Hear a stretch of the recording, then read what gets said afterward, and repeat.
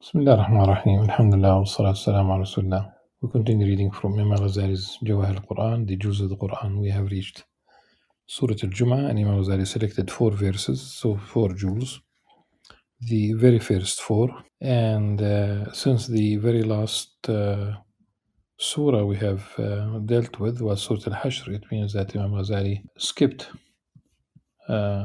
two surahs, 2 chapters. He skipped Al-Mumtahana and Al-Saf, and just a couple of words about each surah, about Surah Al-Mumtahana and also about Surah Al-Saf before going back to Surah Al-Jum'ah, which is really what Imam Ghazali has selected.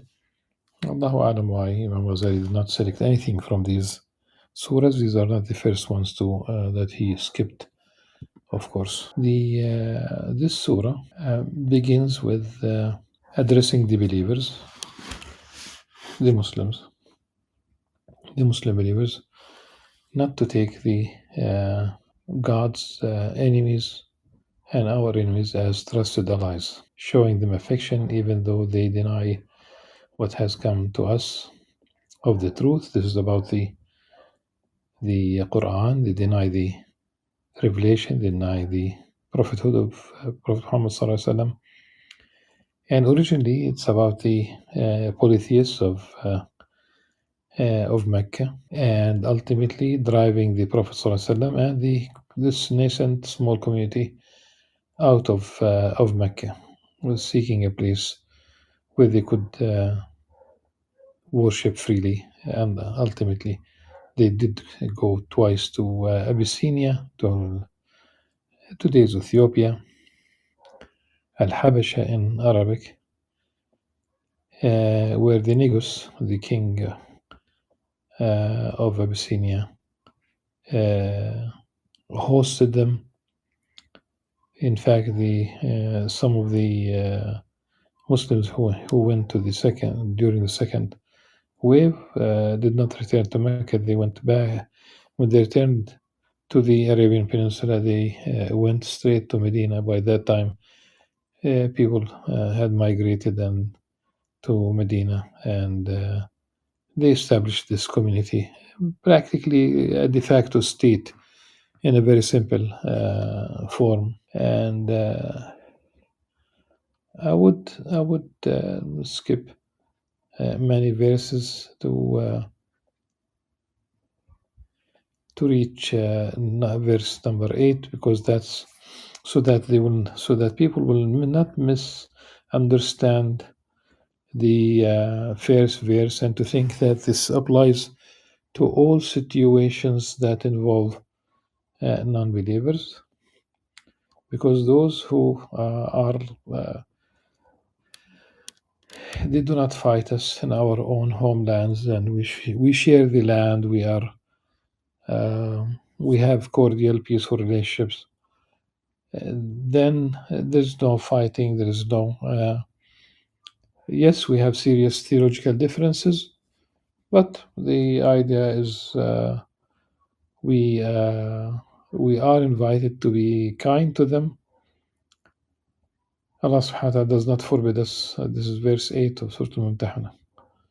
Allah subhanahu wa ta'ala does not forbid us from dealing kindly and fairly with those who have neither fought nor driven us out of, in the language of the directly, who have not neither fought nor driven you out of your homes.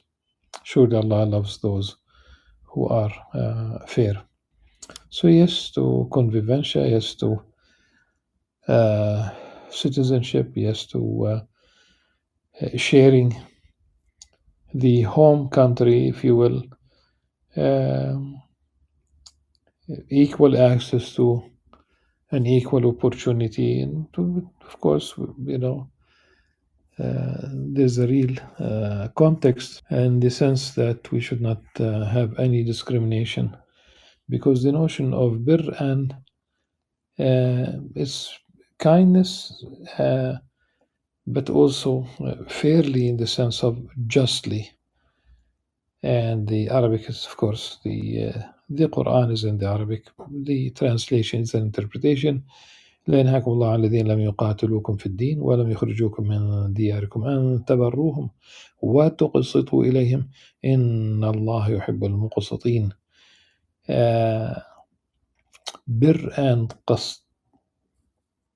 Bir is exactly the word that we use for bir as bir al-walidain, very kind treatment. People who do not fight you, people who, in fact, they share the responsibility with you in building the society and making sure that the social fabric is healthy. A true convivencia, which is really an Islamic paradigm that existed in Andalusia. The Mumtahana, as a name, it comes from the fact that if women believers migrate, they should be tested, that their belief is verified. And once they are known to be believers, they should not be returned to Mecca, to the non-believers. They are not halal for them. لَهُنَّ حِلٌّ لَهُمْ وَلَهُمْ يَحِلُّونَ لَهُنَّ. Okay, there are details here, but this is about the polytheists. There is, of course, you know that the woman, the chaste women of the people of the book are lawful for Muslim men. The chaste, المحصنات من أهل الكتاب. So this is very important to remember. And one part should be very easy. If the man becomes a Muslim, he's married, and his wife is from amongst the people of the book, there's absolutely the Islamic letter and spirit is to maintain that marriage. He should not force her to change her religion. She is free to keep her religion. But making sure that if there will be kids, inshallah, we should be very clear from the very beginning that the kids will be raised as Muslims. I met with, during my travels in South Africa, I met a middle-aged man, a white. So South Africa still has a white minority. They have the colored like the Indians, and they have the majority who are the indigenous people of the land, the blacks, the African, indigenous African community. So this middle-aged man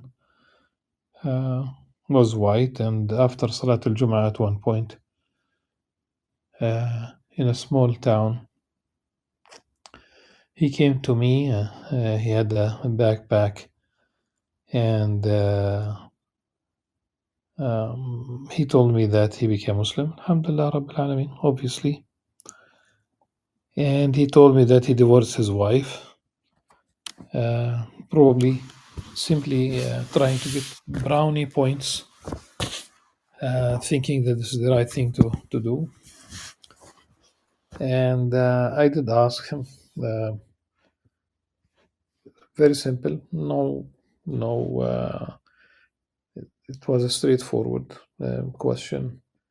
Did you love your wife before becoming a Muslim? And he said, yes, just go back and fix do not divorce her, just take her back. And in fact, he confessed to me that he also hurt the feelings of his parents, and absolutely, this is not really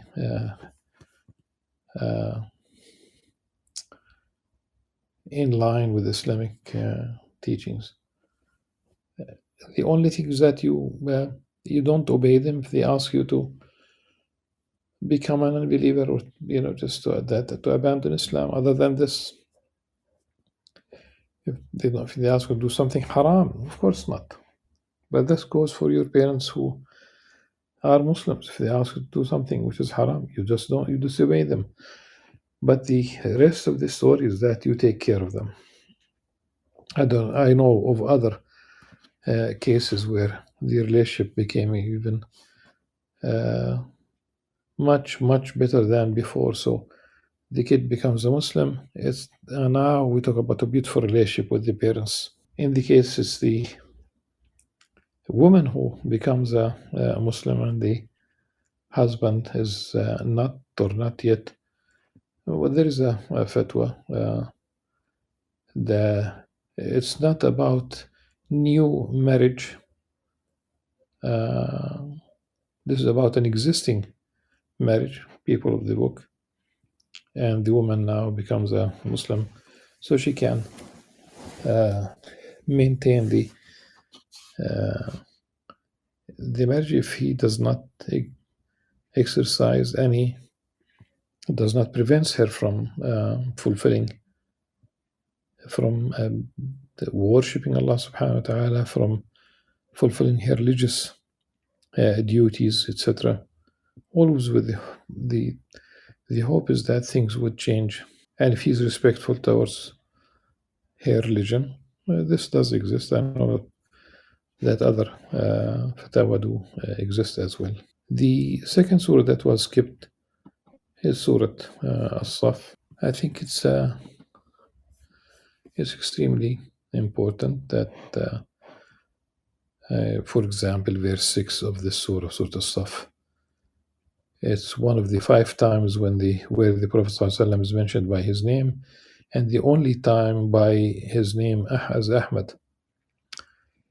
And this is in reference to Jesus Christ, peace upon him, addressing the children of Israel that he is a messenger of God to them,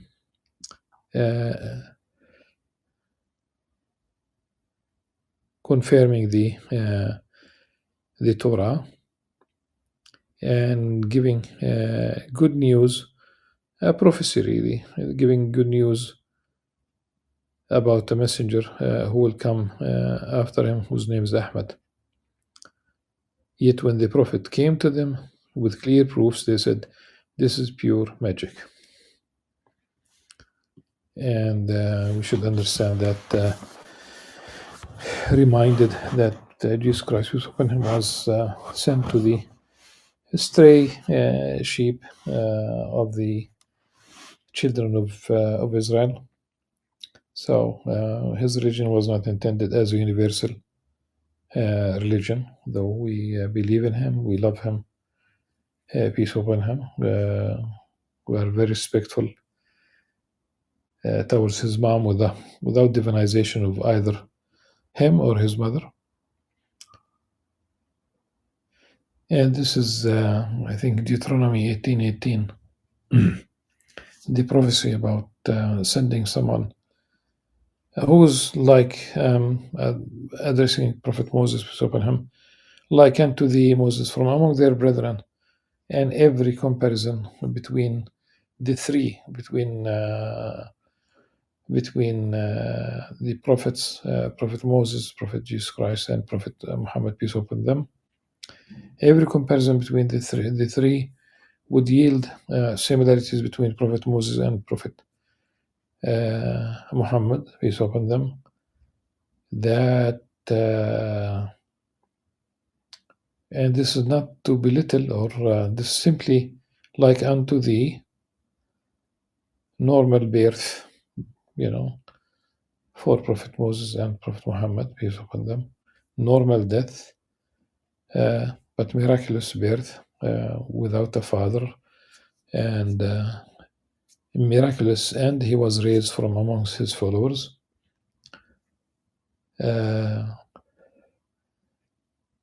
Marriage, Prophet Moses got married, Prophet Muhammad, peace upon them, got married. We don't, to our knowledge, Jesus Christ, peace upon him, did not get married. Politics, power, leadership, both of them, Prophet Moses and Jesus Christ, peace upon them, Prophet Moses and Prophet Muhammad, peace upon them, were prophets, messengers, and political leaders. Jesus Christ, it's known that he said that, Wallah subhanahu wa ta'ala, of course, he said that my kingdom is not from this world, give to Caesar what belongs to Caesar. Of course, it has two meanings. The immediate one, people think that if it's the taxes, if it's the property, whatever, you don't compete. You don't compete in terms of political power. And the other meaning is that nothing belongs to Caesar.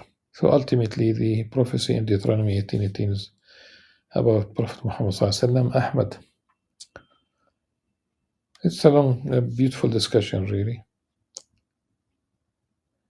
And Allah subhanahu wa ta'ala sent his messenger, Prophet Muhammad sallallahu alaihi wasallam, with true guidance, absolute guidance, the final message. People have no choice but to accept this message. We call for coexistence, we call for convention, but this does not relativize truth. Now to the surah, to Surah Al-Jum'ah. It begins, let's read the first four that Imam Al-Ghazali chose, radiallahu anhu. Whatever is in the heavens and whatever is on the earth constantly glorifies Allah, the King, the Most Holy, the Almighty, the All-Wise. يسبح الله ما في السماوات وما في الأرض الملك القدوس العزيز الحكيم هو الذي بعث في الأميين رسولا منهم يتلو عليهم آياته ويزكيهم ويعلمهم الكتاب والحكمة وإن كانوا من قبل في ضلال مبين. It is He, Allah subhanahu wa ta'ala, who is the one who raised for the illiterate people a messenger from among themselves, reciting to them His revelations, purifying them and teaching them the book and wisdom, for indeed they had previously been clearly astray. And this reminds us when the use of the word ummi, of course, the illiterate, that's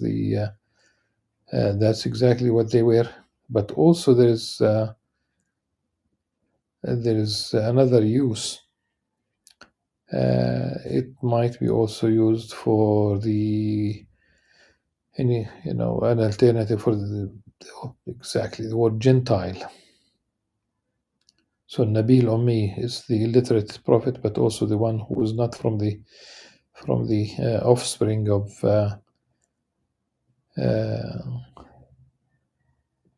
Jacob, Abraham, Isaac, Jacob. For us, it's not about offspring, but subhanallah, indeed, it is Abraham, Ishmael, and then leading all the way to Prophet Muhammad sallallahu alaihi wasallam. The verse number 3, وَآخَرِينَ لَمَّا يَلْحَقُ بِهِمُ الْعَزِيزُ الْحَكِيمُ, along with others of them who have not yet joined them in faith, for He is the Almighty, All-Wise. ذلك فضل الله يؤتيه من يشاء والله ذو الفضل العظيم. This is the favor of Allah. He grants it to whoever He wills, and Allah is Lord of infinite bounty. Imam Al-Ghazali's selection stops at verse 4, though we can see that there is maybe not during their own context at the time, but think about it. The example of number 5, the example of those who were entrusted with observing the Torah but failed to do so, is that of a donkey carrying books. How evil is the example of those who reject Allah's signs, for Allah does not guide the wrong-doing people. We should remember a donkey. Say that the donkey is carrying books literally. If you are transferring books in the one of the old cities where there's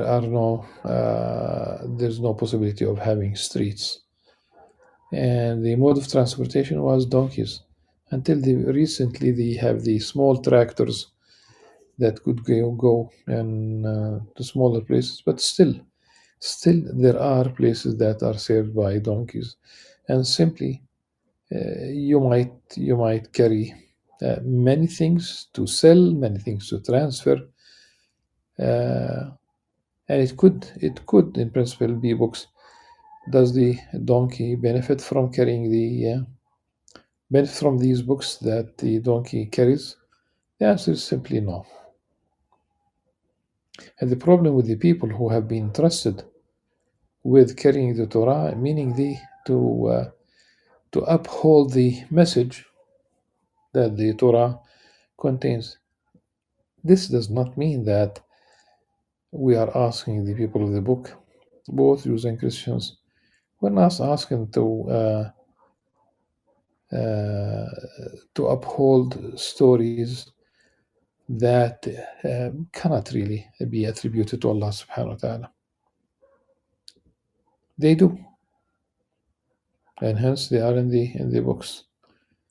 And whether it's the story of the total destruction, just maybe one example, the absolute destruction of Jericho. You say that Joshua ben Nun, uh, he killed every single person, elderly, young, babies. He killed the animals in Jericho. He burned down the city. This cannot be basically a divine order. And there are many other stories like this. And I think for the sake of peace and of course justice and truth, they need to address these stories. I have had a colleague at Bard College, upstate New York, who told me he is Jewish and he's a political scientist, and he told me that when he reads the Torah with his eldest son at the time, this talk took place sometime between 2008 2010 when I was a visiting professor at Bard College, upstate New York. He told me that when he reaches Joshua's story, he skips that. He does not read it with his son. This is a political scientist who understands the danger of inserting such an idea in the mind of a child. And then, of course, verse 6 speak about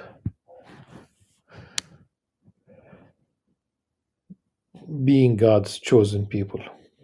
قل يا أيها الذين هادوا إن زعمتم أنكم أولياء لله من دون الناس فتمنوا الموت إن كنتم صادقين. Say, meaning the Prophet ﷺ, say, O Prophet, O Jews, if you claim to be Allah's chosen people out of all humanity, then wish for death if what you say is true. And they will not. ولا يتمنونه أبدا بما قدمت أيديهم والله عليم بالظالمين. But they will never wish for that because of what their hands have done. And Allah has perfect knowledge of the wrongdoers. There are constructs. Such as peoplehood. I think this is very important to remember. There are constructs that include ethnicities, and also there is something. It's a myth to think that they had it all good in the past and they want to return to that state. It's almost like Peter Pan going home and there is no home because it's to catch up with childhood. So it is kind of childish. One of the verses in Surah Al-Jumu'ah, one of the verses is about the rise, the call for the Friday prayer, which is really at the time of the noon prayer.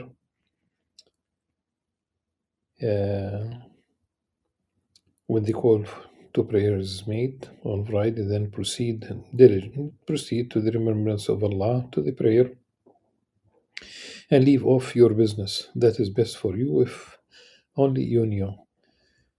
Once the prayer is over, disperse throughout the land and seek the bounty of Allah subhanahu wa ta'ala, and remember Allah often, so you may, and remember Allah often, so you may be successful. So no business transactions during the Friday prayer. Once the call for the adhan is there, no business.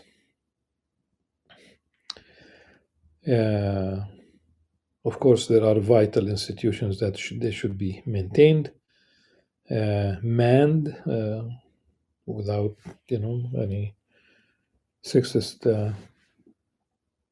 implications. Hospitals should have staff in the emergency rooms, and of course those who take care of the sick. Different departments. The hospital should have people working even during the Friday prayer.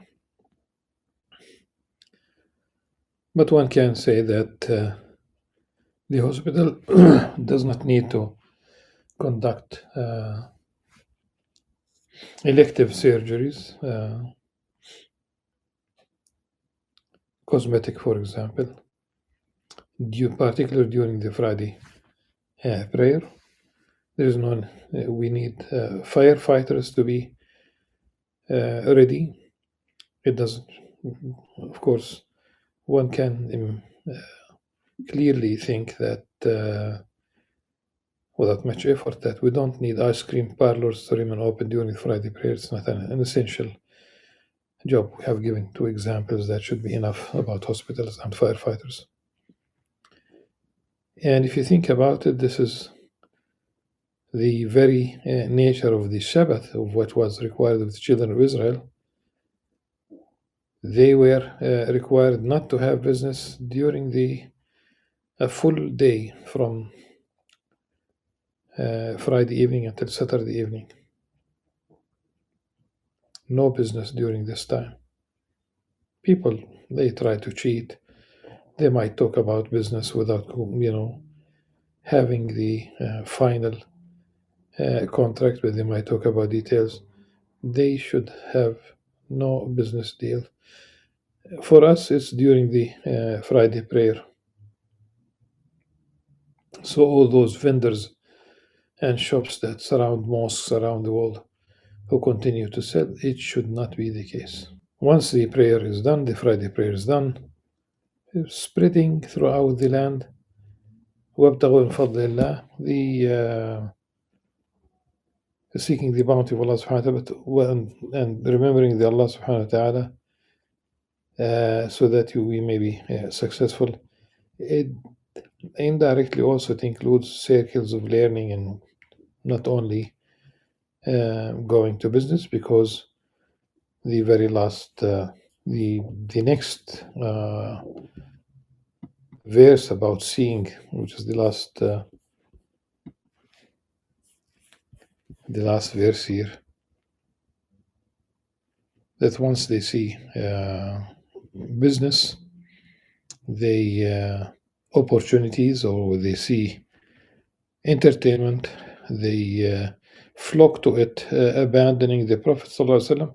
But the Prophet ﷺ is not with us, of course, right now, except that his sunnah, the worldview, the revelation, everything is still with us.